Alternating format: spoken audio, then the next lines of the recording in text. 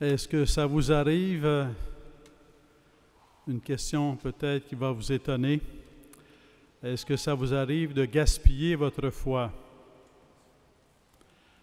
Est-ce que ça vous arrive de gaspiller l'amour de Dieu? Est-ce que ça vous arrive de gaspiller l'Eucharistie? Il arrive parfois, lors d'un décès dans notre famille, peut-être la perte de nos parents, la perte d'un oncle ou d'une tante, ou la perte d'un ami, qu'on se dit, malheureusement, je ne l'ai pas rencontré, je n'ai pas pris le temps de le rencontrer ou de la rencontrer comme j'aurais dû ou comme j'aurais voulu. À qui est-ce que ce n'arrive pas? Notre vie est remplie de bien des engagements, bien des activités et parfois de fatigue aussi. Et on sait qu'on ne prend pas toujours le temps qu'il faudrait pour rencontrer les personnes que l'on aime, même dans notre famille. Et on sait, je pense, qu'on ne prend pas toujours le temps qu'il faudrait pour prier et pour rencontrer Jésus-Christ présent dans l'Eucharistie.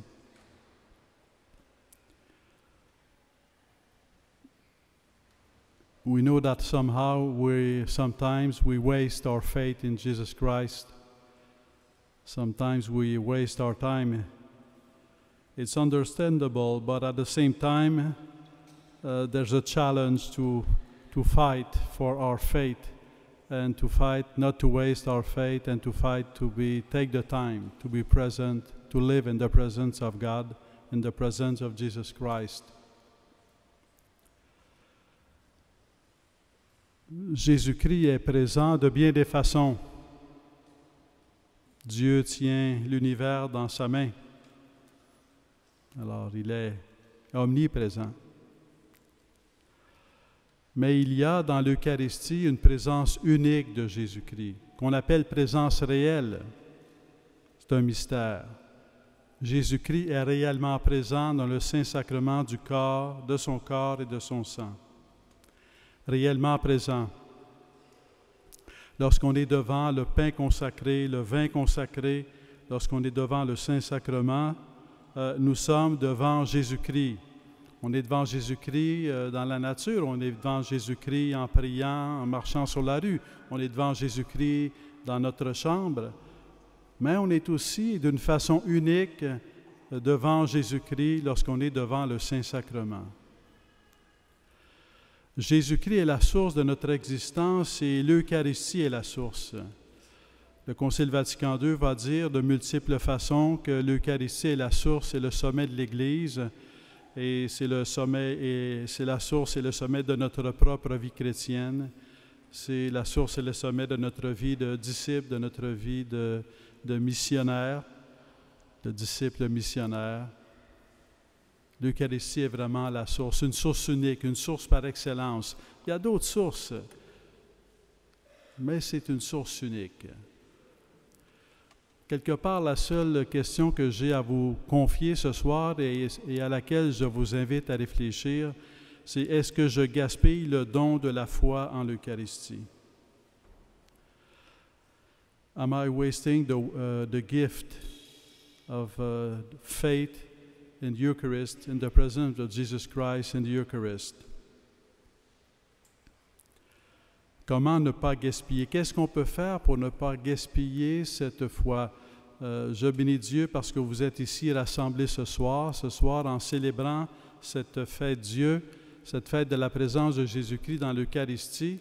C'est déjà un moment, nous vous avons voulu prendre le temps de fêter le Seigneur, de rendre grâce au Seigneur, de rencontrer le Seigneur. Aller à la messe à tous les dimanches. Est-ce que je vais à la messe tous les dimanches? Est-ce que je vais à la messe chaque dimanche? Le dimanche, c'est la fête de la résurrection, c'est la fête par excellence pour rencontrer Jésus-Christ présent dans l'Eucharistie. Encore une fois, il y a bien des façons de rencontrer Jésus-Christ et certainement qu'on peut rencontrer Jésus-Christ aussi dans le pauvre et certainement qu'on peut rencontrer Jésus-Christ à travers des gens que l'on rencontre au quotidien, au travail ou aux études. Mais on peut rencontrer Jésus-Christ de façon unique dans l'Eucharistie. Est-ce que je vais à la messe chaque dimanche? Est-ce que je vais rencontrer le Seigneur dans l'Eucharistie chaque dimanche? C'est une façon de nourrir la foi en l'Eucharistie, pour que cette foi soit vraiment une force de notre âme, une force de notre cœur, une force de notre esprit.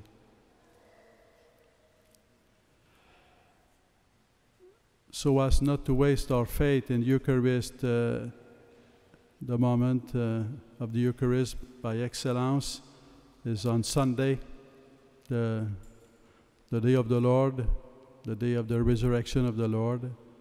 And so it's certainly a call to regularly go to Mass on Sunday. We can do to Mass more often, but it's like a rhythm in your life from one Sunday to the other. Jesus Christ in your life from one Sunday to the other.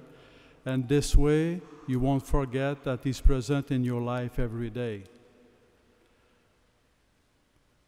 Going to the Eucharist, not only is it by excellence one way of Jesus Christ to be present in our lives, but it's also the source of the Eucharist brings us to not forget the other ways that Jesus Christ is present in our life. Une autre façon, un autre geste qui peut être posé pour compléter ce rendez-vous du Seigneur le dimanche, qui est un rendez-vous non seulement pour la personne, mais qui est un rendez-vous pour la communauté.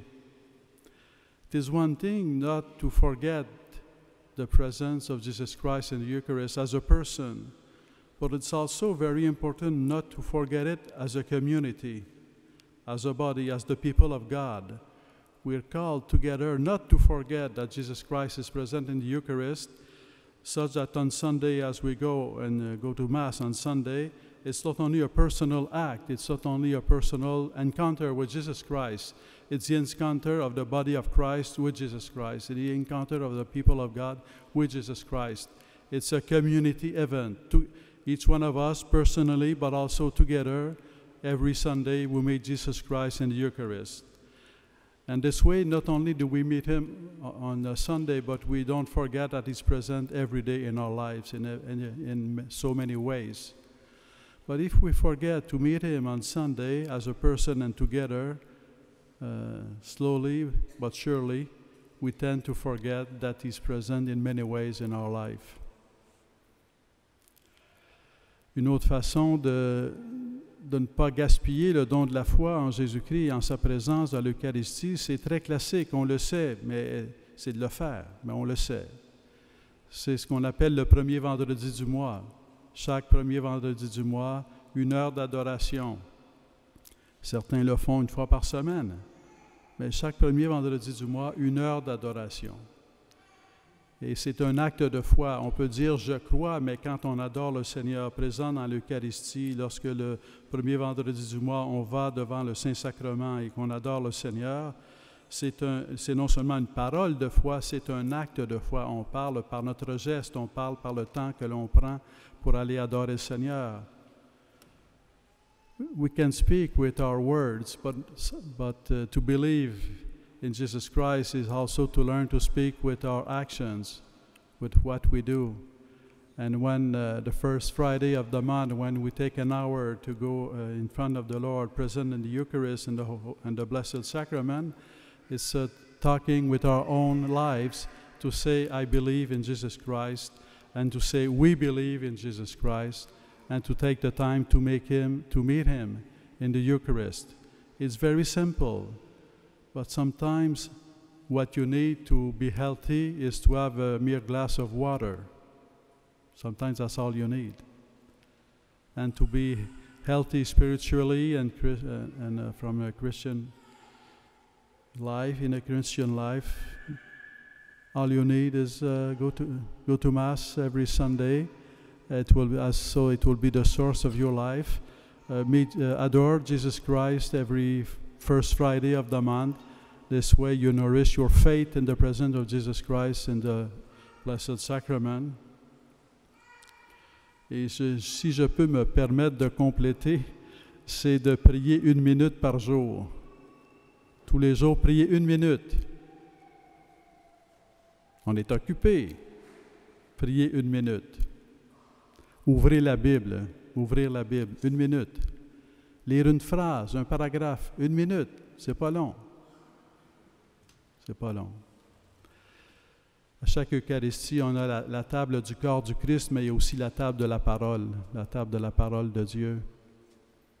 Si à chaque jour, on prend le temps de 1 minute d'ouvrir la Bible et de lire un passage de la Bible, même s'il est court, on nourrit notre foi en la parole de Dieu, que non seulement que la Bible est la parole de Dieu, mais on nourrit notre foi que Dieu nous parle, Dieu me parle.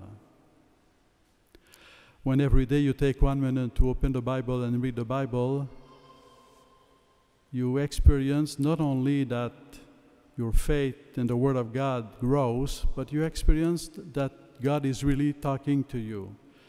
You will have a question, maybe you have the decision to make, maybe you've been hurt and you need to forgive, maybe you've hurt someone and you need to ask for forgiveness. You open the Bible and you don't know how it works, but somehow a word of God, a phrase, a paragraph will touch your heart and will give you the strength and the wisdom and the love to forgive or to ask for forgiveness. It's the power of the Word of God. You make the experience that the Word of God really has the power to transform you, to touch your heart. When you pray 1 minute every day with the Bible, when first Friday of the month you go to adore, for adoration in front of the Blessed Sacrament, when once every Sunday you go to Mass, 1 minute de lecture de la Bible, de prière avec la Bible tous les jours, une visite au Saint-Sacrement, 1 heure par mois, le premier vendredi du mois, la messe tous les dimanches, ça vient nourrir votre foi que Dieu est présent. When things go well, maybe it's easier to believe that God is present in our life. Not always, because sometimes we forget that He's there because things go well. But anyhow, when we have challenges or problems or suffering, if we know that Jesus, by our faith, that Jesus Christ is present in our life, it changes everything.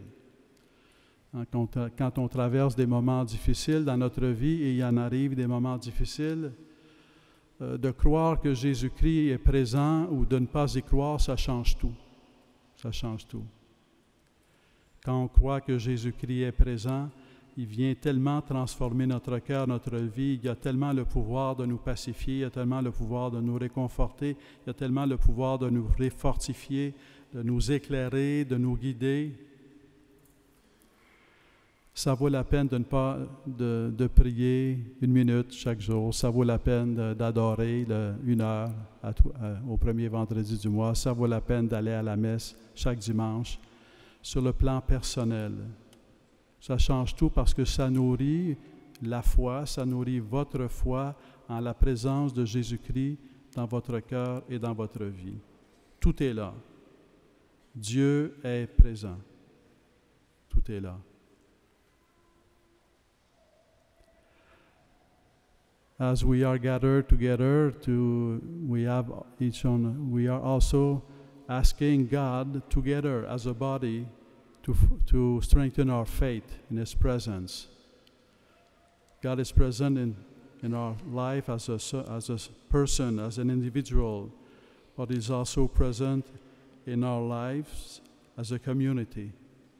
Le Seigneur est présent dans notre cœur, mais il est aussi présent dans notre communauté, il est présent dans son Église, il est présent quand on se rassemble pour prier, il est présent dans notre paroisse, il est présent dans le diocèse, il est présent dans son Église, il est présent dans le monde. Mais à chaque fois qu'on se réunit ensemble pour prier, on devient comme un paratonnerre par lequel Dieu peut toucher l'humanité.